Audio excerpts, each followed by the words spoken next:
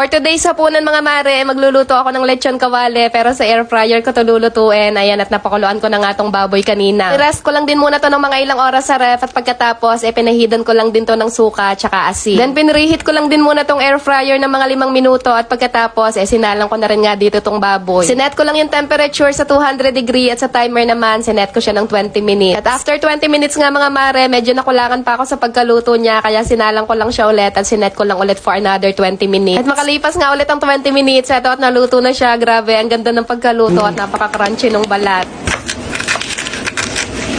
Sobrang laking tulong din talaga ng air fryer mga mare dahil easy-easy na nga lang ngayon magluto ng lechon kawale at no more tilamsik na rin nga tayo ng mantika dito. Kung itatanong nyo naman, eto nga pala yung ginamit kong air fryer, yung air fryer ni Simplas na talaga namang napaka-aesthetic ng kulay. Dito siya kapag dumating, meron na siyang free na 10 pieces na parchment paper at meron na rin yung 1-year warranty tsaka free replacement. Ganda talaga ako sa kulay at